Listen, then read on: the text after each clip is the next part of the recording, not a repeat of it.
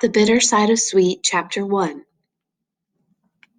I count the things that matter. Chop, twist, toss, check.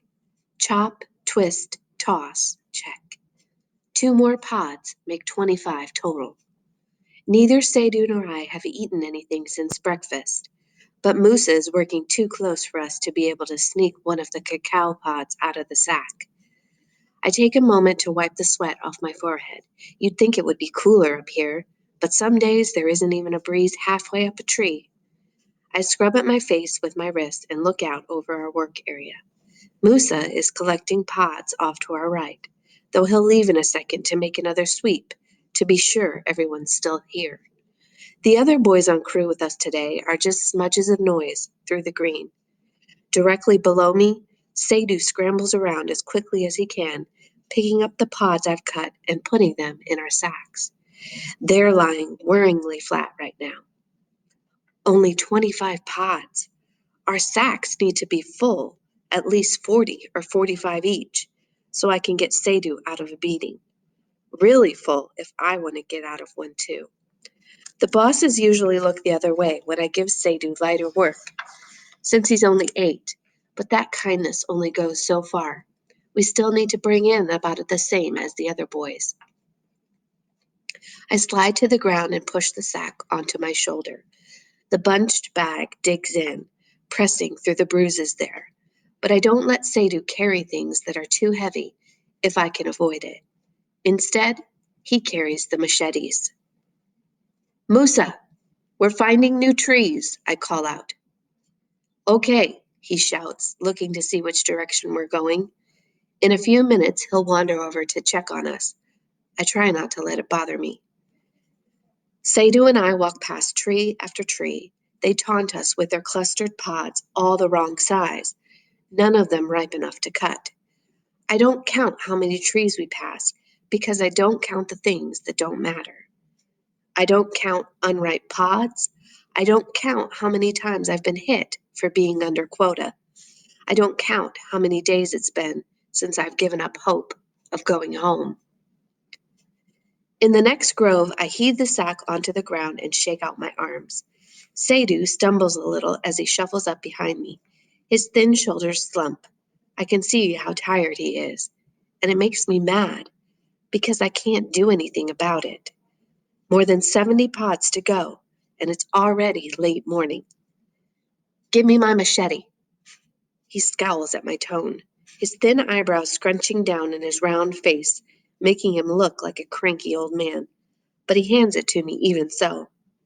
Then he heads straight to the nearest tree with low pods and gets to work, a frown line still between his eyes.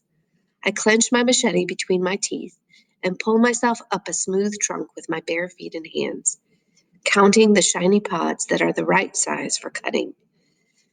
When I get high enough to reach some purple-red ones, I knot my legs around the trunk, grab one in my left hand, and hack at the tough stem that holds it to the tree.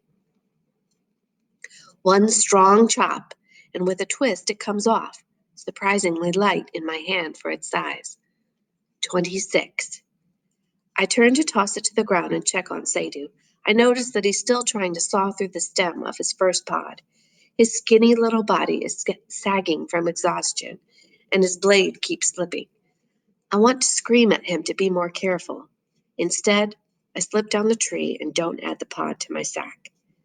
Come on, I say, walking to him. Let's take a quick break before Musa gets too close again. Then we'll get to work. How does that sound? I can keep working. He straightens and glares at me as if I've just called him a baby in front of the whole camp.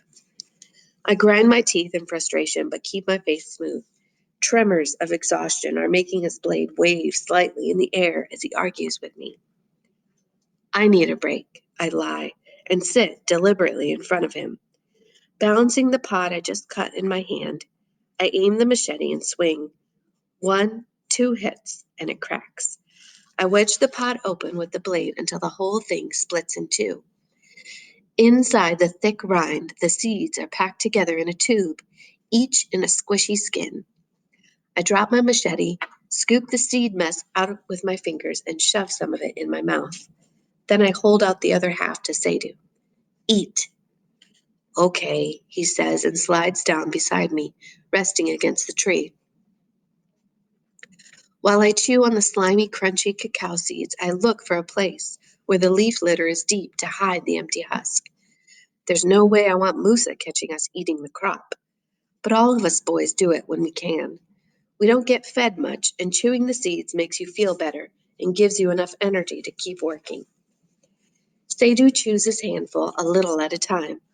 I'll let him finish it before I make him get to work again, but I get up. I need a new 26 pod, and the day is only getting shorter. I'm halfway up the next tree, my hand already wrapped around it, when the unusual sound of a motor surprises me. Given into curiosity, I climb higher until I can see out over the treetops.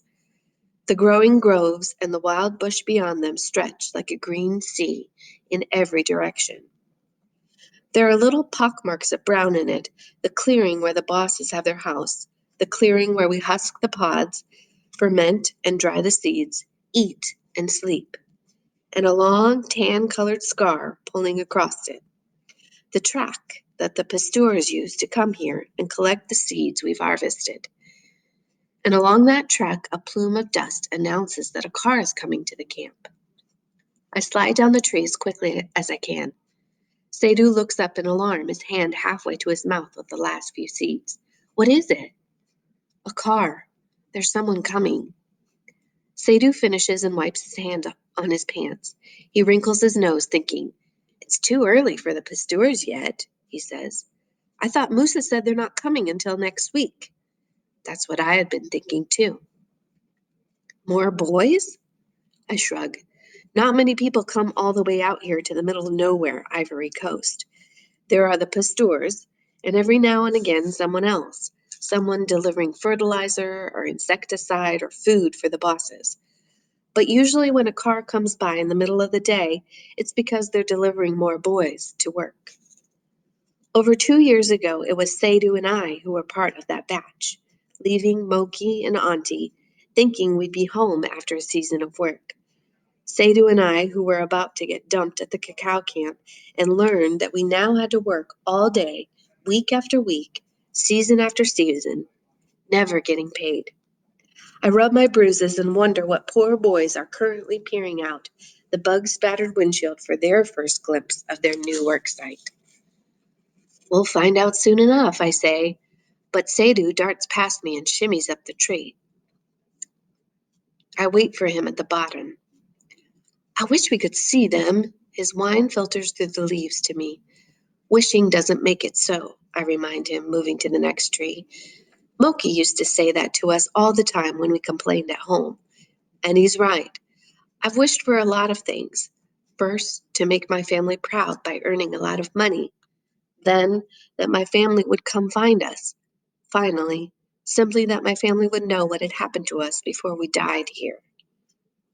Wishing doesn't make it so, I mumble to myself again and start up the tree. I'm cutting through the next stem when the shrill double blast of a whistle makes me jump. Musa wants us. For a moment I sit there straddling the branch, cradling my new 26th pod against my chest. A distraction is the last thing I need. No, I correct myself, the last thing you need is to get Musa angry. I drop the pod to the ground and slither down the trunk until I'm standing at the base. I shove the pod into my sack. When I hear the swish of Seydou's bare feet on the tree, I grab the sacks and we trot to where Musa is waiting for us. We're the first ones there. Curious, I walk to where Musa is standing. Tall and broad, Musa is the oldest of the three brothers who run the farm. His face is handsome, though he has deep lines on his forehead from worrying. At 15, I'm one of the oldest boys in the camp. Even so, I have to tilt my head to look him in the eye. Seydou tucks himself behind me a bit as we stand there waiting for the other boys to join us. He won't talk to the bosses if he can avoid it.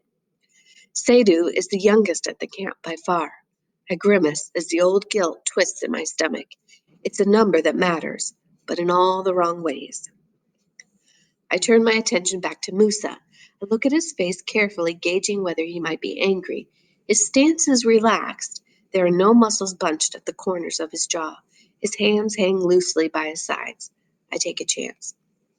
I didn't know we were expecting new boys, I say. Moose's eyes cut to me. I try not to flinch.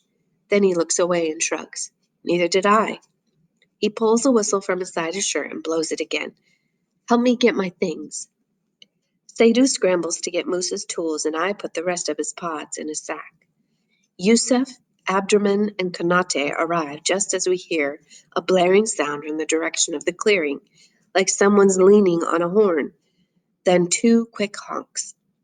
Musa grabs his sack from me and leads the way. I fall into line with Seydu and the other boys and follow Musa. It's not like he would trust us to work in the field alone while he took care of business. I grind my teeth in frustration at the thought of daylight slipping away. Something wrong? Says a voice beside us. Oh, we're fine, Seydu answers. But Yusuf, we think there might be some new boys from Mali coming to the camp. What do you think? My crazy cricket of a brother is bouncing on the balls of his feet as he walks, excited to be able to share a secret. Yusuf smiles indulgently at Seydu, his thick eyebrows almost comical on his thin face. I've never been too friendly with the other boys. It just hurts too much to care, and all of my caring is used up with Seydu. If I had to, though, I would trust Yusuf above the others. He smiles a lot like he means it. In a place like this, that's rare. Yes, Yusuf whispers, you're probably right. More miles at the stew pot, hmm? We all go back to walking in silence. How little food we get is never something to laugh about. When we get to the edge of the clearing where we live, Musa walks straight to the Jeep to talk to the driver, a bulky man in khaki pants and a sweat-stained shirt. The 5 of us don't really know what to do with ourselves, so we stop a little ways away. Always glad for a break, we sink to the ground and wait to be told what to do. Seydu stands on his tiptoes trying to see in the windshield, but there's a glare. With a huff of frustration, he settles beside me. Only a few moments behind us, the other 2 bosses and their crews trickle in, one after another from the areas they were harvesting, until pretty much everyone is here. The 3 bosses, Musa, Ismail, and Salif, stand in a loose ring, talking with the man from the Jeep. The boys float over to join our crew. I'm contemplating whether or not this would be a good chance to sneak in a nap, when the driver pulls a struggling kid out of the Jeep. Instantly, the thought of napping, along with all the others, is jolted out of my head. I hear a low whistle of astonishment from Yusuf. Is that a girl? Whispers Seydu. I nod, still trying to wrap my head around this. First of all, girls never come to the farm. Second, I've never seen or heard of one kid being brought alone, ever. Seydu and I had to wait a while in the halfway house in Mali before we crossed the border because it was just too expensive to move us until the drivers had enough kids to make the trip worth it for them. What on earth are they doing bringing only one kid and a girl at that? None of the girls at the Cacao halfway house came with us to the farms. They were all driven somewhere else. I watch, fascinated. You can tell the kid is a girl because of the plain blue cotton dress she wears, but the thing that the big man pulls out of the Jeep is more like a wild animal than any girl I've ever met. She whips around in his hands, thrashing her head from side to side. Her arms are tied behind her, so when he drags her out, she hits the hard-packed ground with a thud. In a heartbeat, she's on her feet and running for the trees. Biting off a curse, the big man in khakis is after her. He catches her by her wrists and yanks her sideways. She loses her balance and falls, crying out. The big man sinks a knee into her spine. She lets loose a stream of curses that would curl a man's hair and doesn't even stop when he slaps the side of her head. He hauls her to her feet and pushes her before the bosses. Musa looks wary, and I agree. This girl's crazy. I notice I'm standing and that I've taken a few steps toward them without realizing it. Musa crosses his wiry arms, and the 4 of them begin a heated conversation. I try to think like the bosses. Would I take her on? Given her height, she's probably a little younger than me, maybe 13 or 14, but she's not as skinny as most of the girls I knew at home. Maybe the drought is over if people have food to spare on girls. I pull my thoughts away from home and pretend I'm helping them decide to take her on or not. She looks healthy and strong enough to work, but I wouldn't trust that wildcat. Yusuf and Seydu and the others are whispering among themselves, wondering where she came from, why the middleman in Cacao would be willing to transport only one kid, and what it might mean to have a girl in the camp. I'm just about to sit, joining the other boys, when the girl's eyes snap off the ground and lock into mine. I take a step away. Wide and dark in her oval face, her eyes are asking for help. But I have enough to worry about with Seydu and myself. I have no more help left to give, and so I look away. When I glance at her again, her eyes have turned hard. There's nothing I could do anyway, I remind myself. As I sink into the rough circle we form, I'm distracted by the pity in Yusuf's eyes. I wonder whether he has sisters at home. The thought takes me by surprise. After 2 years working with Yusuf, I have no idea who he left behind. I don't usually wonder about people's past. Thinking about someone else's past only makes me remember mine, and that's too much to bear. I wish we could get back to work, I hear myself saying. Wishing doesn't make it so, Seydu parrots. I'm annoyed to have him sass me like that in front of the other boys, but Yusuf laughs, so I let it drop.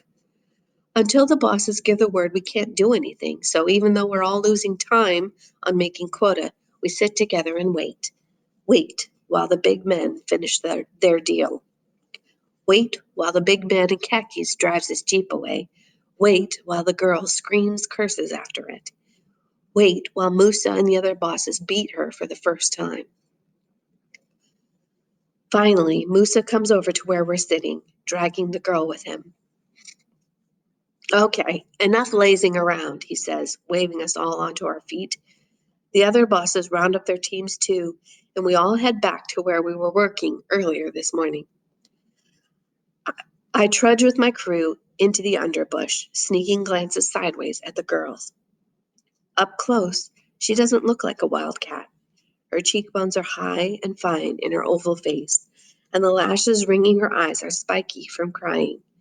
Her hair is braided in slightly uneven lines and knotted at the base of her head. She looks pretty and kind of soft around the edges. She's clearly not a village kid like us. Her cheeks are round and her skin is dark and shiny. You can tell that she's been eating well for years. Her family must have landed on hard times for a girl who could eat that well to be looking for work in a place like this. I tell myself that it doesn't matter where she came from. She's here now. Her full lips are split open and her blue dress has blood on the front of it. Fresh bruises are swelling her almond eyes shut, and her hands are tied in front of her. I shake my head to get rid of all this useless thinking and set myself to the task of counting things that matter. She's not my problem. Quota is. When we reach the area we were working before, I'm the first one up a tree. Grab a hard, red-orange pod, smooth and ribbed and as long as my forearm. Chop with the machete raised, careful not to miss the stem, thin as my fingers. Pull the pod off the tree and toss it at the bag. 27. Check on Seydu, make sure he's all right. Begin again on the next pod. Chop, twist, toss, check.